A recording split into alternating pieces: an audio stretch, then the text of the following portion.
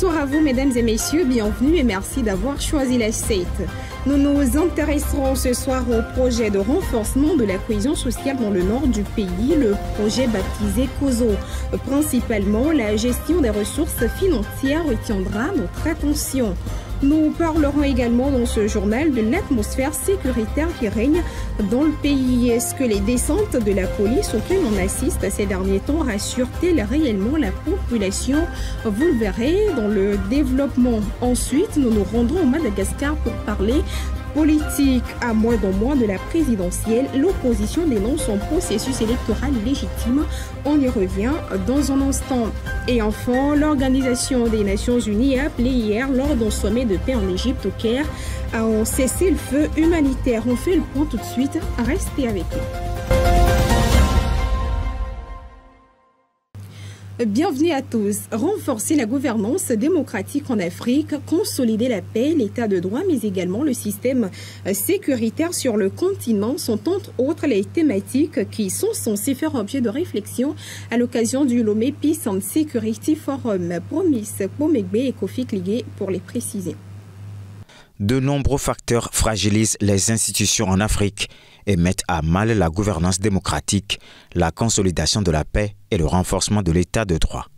De l'autre côté, l'on questionne le rôle des organisations régionales et internationales dans la consolidation de la stabilité, l'accompagnement des transitions politiques et la gestion des tensions qu'elles impliquent très souvent sur le continent. Face à l'émergence de nouvelles zones de tension, l'urgence sécuritaire due à la menace terroriste, la criminalité transnationale organisée et bien d'autres, il urge de trouver des solutions idoines et relever les défis liés à la consolidation de la paix et à la construction de la résilience collective en Afrique. La paix et la stabilité étant les aspirations profondes des peuples dans un monde de plus en plus violent, des initiatives se mettent en place dans la perspective de répondre à ces besoins sur le continent. Lomé Peace and Security Forum, LPSF, s'aligne sur ces différentes initiatives et se veut un espace de dialogue ouvert sur les défis politiques, sécuritaires et de développement du continent. Les participants à ce forum international dans la capitale togolaise devront proposer des solutions africaines adaptées aux problèmes locaux, le contexte étant marqué par l'instabilité politique généralisée, la menace terroriste sur le continent et particulièrement en Afrique de l'Ouest. L'on ne pourra s'empêcher de se demander si ceci constituera encore un forum de plus, mais surtout une opportunité pour Lomé de brandir à l'international son engagement pour la paix et la cohésion en Afrique, ou si les recommandations seront appliquées par tous en vue d'une gouvernance démocratique et la garantie de l'état de droit sur le continent. Lancé en juin 2022, le projet COSO, acronyme de cohésion sociale, visait à renforcer la cohésion sociale dans la région septentrionale du pays. Cependant, la mauvaise gestion des ressources financières a laissé place à des chantiers abandonnés. Résultat, les populations de certaines localités victimes de cette situation se sont démobilisées des travaux communautaires. Le compte rendu de Kofi Kligué. Le Togo est l'un des pays bénéficiaires du projet de cohésion sociale des régions nord du golfe de Guinée, COSO. Un projet piloté au Togo par l'ANADEB qui vise à améliorer la collaboration régionale, la résilience socio-économique et climatique des communautés frontalières dans les régions cibles, défavorisées et exposées aux conflits, à la fragilité, à la violence et aux risques climatiques. Dans le cadre de la composante 3 du projet qui porte sur la cohésion sociale, l'ANADEB envisage mener un diagnostic sur le sujet dans la région centrale, celle de Kara et des Savanes. Il s'agira d'établir une revue documentaire approfondie sur la thématique avec des données pratiques ainsi que les différentes perceptions et dynamiques communautaires en lien avec le sujet. L'objectif, c'est de dresser une analyse des défaillances ou des menaces qui pèsent sur la cohésion sociale, la typologie des conflits existants et les mécanismes de gestion en plus de leur perception par la population cible. Ce diagnostic va favoriser la mise en œuvre de solutions efficaces, donc adaptées et contextualisées aux réalités des zones ciblées. À titre d'information, le projet COSO est financé au Togo à hauteur de 60 millions de dollars par la Banque mondiale sous forme de dons et de crédits et couvre 40 cantons sur l'ensemble du territoire. Nous vous le disons dans les titres, l'atmosphère sécuritaire paisible dont jouit le Togo connaît des perturbations ces dernières années. La ville de Lomé et ses environs connaissent une insécurité de plus en plus grandissante avec des cambriolages, des vols à main armée et autres. Même si la police arrive à démanteler les réseaux de criminels, cette insécurité hante toujours la population. Le constat de Bernard Canvi. L'insécurité sans cesse grandissante dans les quartiers de Lomé crée une véritable psychose au sein de la population. Des braquages, des cambriolages, entre autres, sont signalés chaque jour et inquiètent plus d'un. Presque chaque semaine, la police nationale démantèle des réseaux de malfrats qui troublent la quiétude des citoyens et les présentent à la presse. Certains Togolais approuvent la performance des forces de l'ordre dans cette lutte contre la criminalité. Nous ne pouvons pas dire qu'ils ne font pas du bon travail. Nous apprécions bien ce que la police fait pour la sécurité dans la ville. Qu'ils continuent et ne jamais baisser les bras. Les démantèlements des réseaux de criminels que mène la police sont à apprécier. Mais moi, je demande aux autorités de placer des caméras de surveillance partout dans la ville. Cela va également décourager les voleurs. Même si la population face à la situation incite la police à poursuivre sa mission, la peur d'être la prochaine victime d'un cambriolage, de vol ou d'une agression hante la majorité des citadins. Pour certains, c'est le chômage et les difficultés économiques qui incitent les jeunes à prendre ce chemin. Le chômage aussi est à la base de cette insécurité. Les jeunes ont des ambitions et des projets, mais ils n'ont pas les moyens pour les réaliser. S'il y avait du travail pour tous ces jeunes, la criminalité va diminuer.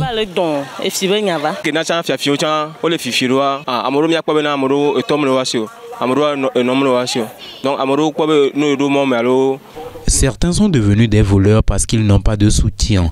La solution pour beaucoup d'entre eux, c'est d'aller voler. Nous encourageons la police à continuer de les interpeller. Face à la situation, il est important que les autorités mettent un accent sur la police de proximité et doivent davantage se rapprocher de la population à travers un maillage plus serré du territoire. Société à présent, si les autorités togolaises sont arrivées à faire intégrer le port des casques dans le quotidien des Togolais, ceux-ci se retrouvent avec quelques difficultés. En l'occurrence, cette situation où les Aidmen se retrouvent au final dépossédés par l'oubli du casque proposé aux clients. On écoute les avis sur le sujet avec ce reportage. Suite à la résolution rendant le port de casque obligatoire tant pour les conducteurs de taxi-moto que pour leurs passagers, une descente effectuée sur le terrain a permis de constater que cette habitude s'est intégrée dans le quotidien de la population togolaise. Toutes les mesures sont prises pour le respect de la disposition, s'agissant des casques individuels tenus par les passagers eux-mêmes ou de ceux proposés par les conducteurs de taxi-moto. Quant à ceux proposés, certains passagers s'opposent à leur port, soit les acceptent, mais les enlèvent par après. Ça m'arrive parfois, certains passagers refusent de porter les casques que nous leur proposons. Moi, qu'est-ce que je fais? Moi, je refuse de prendre le passager. Parfois, si on porte les passagers, et bon, arrivé à un moment, si tu vérifies si le passager a porté le casque, non, il a laissé le casque soit au niveau de la cuisse ou bien, bon, moi, je m'arrête carrément et je descends le passager, il n'a qu'à descendre. Quand les policiers nous arrêtent en ce cas-là, c'est nous qui sommes les coupables. Le problème qui se pose à présent, c'est l'oubli des casques appartenant aux conducteurs auprès des passagers.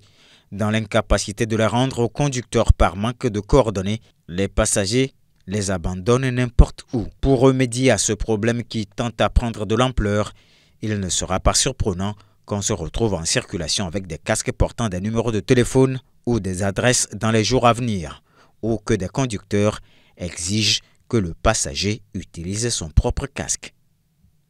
Place à l'actualité internationale. Il est passé de prisonnier au grade de général de brigade. Après 20 ans d'emprisonnement, accusé d'avoir participé à l'assassinat de l'ancien président Laurent Désiré Kabila, l'ex-prisonnier colonel Edi Kapent connaît un nouveau titre grâce à l'actuel président Félix Tshisekedi. Les détails sur les nouveaux titres et les nouvelles responsabilités de l'homme dans ce reportage. Le rebond d'Edi Kapend, l'ex-prisonnier et colonel congolais, a été promu au grade de général de brigade au sein des FRDC, les forces armées de la République démocratique du Congo. Cerise sur le gâteau, le nouveau général a aussi été nommé à la tête de la 22e région militaire dans le Katanga, dans le sud-est du pays. Une résurrection pour cet homme gracié en 2021 après 20 années passées derrière les barreaux suite à sa condamnation pour l'assassinat de Laurent Désiré Kabila, ex-président de la RDC dont il était l'aide de camp, alors qu'il a toujours nié toute implication dans ce dossier. Edi Kapend, qui ne cache pas sa loyauté envers Félix Tshisekedi, qu'il a ramené à la vie selon ses mots, doit donc s'occuper de la gestion administrative militaire du Katanga dans un contexte dominé par la présidentielle de décembre. Le Katanga est la région dont sont originaires Joseph Kabila, Moïse Katumbi et le général en exil John Numbi, qui a menacé ouvertement le président congolais. Le choix de Kapend comme commandant militaire de cette zone, dont il est aussi natif, est loin d'être fortuit. Actualité au Gabon, Brice Lacruche Alianga, l'ancien directeur de cabinet de l'ex-président Ali Bongo, vient de bénéficier d'une grâce présidentielle pour des raisons de santé. Condamné à 5 ans de prison, ce dernier a déjà purgé 4 ans. D'autres précisions sur le sujet dans ce reportage. La liberté provisoire pour Brice Lacruche Alianga après 4 ans de prison. L'ancien directeur de cabinet de l'ex-président du Gabon, Ali Bongo, renversé fin août, a bénéficié d'une grâce présidentielle pour raison de santé notamment, alors qu'il purgeait une peine de 5 ans. L'annonce a été faite samedi par son avocat.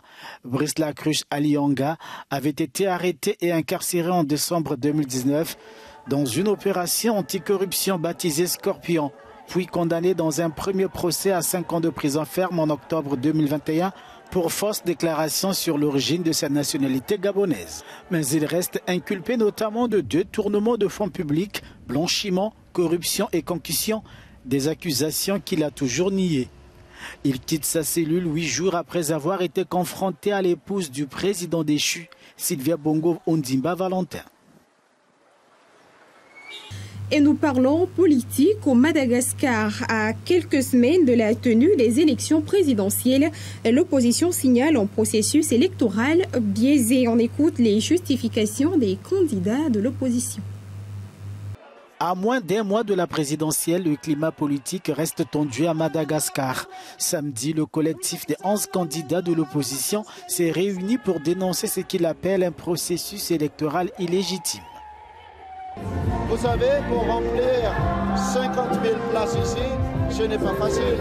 Les gens ont besoin des semaines et des mois pour préparer cela.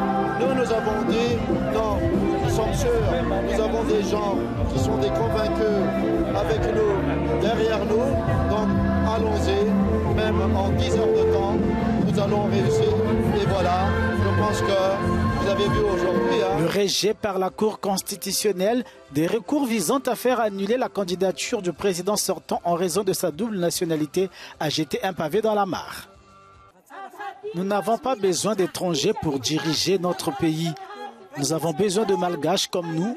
Nous allons être solidaires. Nous allons changer nos mentalités car ce sont seulement les étrangers qui s'enrichissent ici. Regardez notre économie par exemple.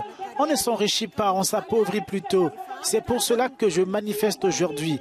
Je fais la grève pour vous, pour mes enfants et pour mes descendants. Initialement prévue pour le 9 novembre, la présidentielle à Madagascar a été reportée d'une semaine. Après l'Égypte, c'est donc la population tunisienne qui a exprimé son soutien à la Palestine. Et selon les informations, les Tunisiens en voudraient à la France compte tenu de son soutien présumé à l'Israël. Pour preuve, la manifestation s'est surtout faite devant l'ambassade française où l'on pouvait voir la population tunisienne réclamer le départ de l'ambassadeur. Des Tunisiens ont manifesté samedi devant l'ambassade de France à Tunis. Les manifestants ont réclamé le départ de l'ambassadeur de France en raison du soutien présumé de Paris à Israël dans le conflit qui l'oppose au Hamas. Aussi, nous sommes là pour soutenir Gaza et Palestine nous, tout ce peuple tunisien, nous sommes toujours avec Palestine. Le peuple tunisien exprime sa condamnation sans équivoque des massacres et du génocide perpétrés contre le peuple palestinien. Le Parlement tunisien examinera sous peu un projet de loi interdisant et pénalisant toute normalisation avec Israël. Et on s'intéresse à présent à la guerre entre l'Israël et le Hamas. Hier, à l'ouverture d'un sommet pour la paix au Caire, l'Organisation des Nations Unies a appelé à un cessez-le-feu humanitaire. Au cours du Conseil, des questions concernant l'aide humanitaire de la bande de Gaza et la justice ont été discutées. Voici le point. Alors que la guerre entre le Hamas et Israël entre dans sa 3e semaine, le chef de l'ONU a appelé à un cessez-le-feu humanitaire samedi à l'ouverture d'un sommet pour la paix au Caire. Antonio Guterres a par ailleurs jugé insuffisante l'aide acheminée samedi à Gaza et veut 100 camions par jour. La population de Gaza a besoin d'un engagement beaucoup plus important, d'une livraison continue de l'aide à Gaza à l'échelle nécessaire et nous travaillons sans relâche avec toutes les parties concernées pour que cela se produise.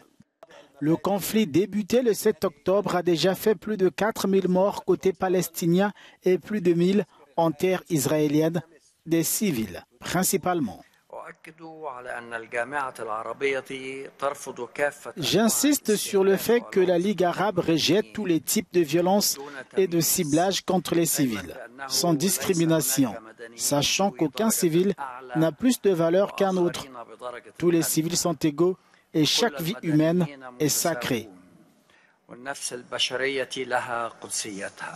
Samedi au Caire, l'Égyptien Abdel Fattah al-Sisi a présenté la justice comme la seule solution à 75 ans de conflit israélo-palestinien. Voilà, c'est ce qui vient mettre fin à cette édition. Merci à vous de l'avoir suivi. Restez fidèles à nos programmes. Excellente soirée à tous.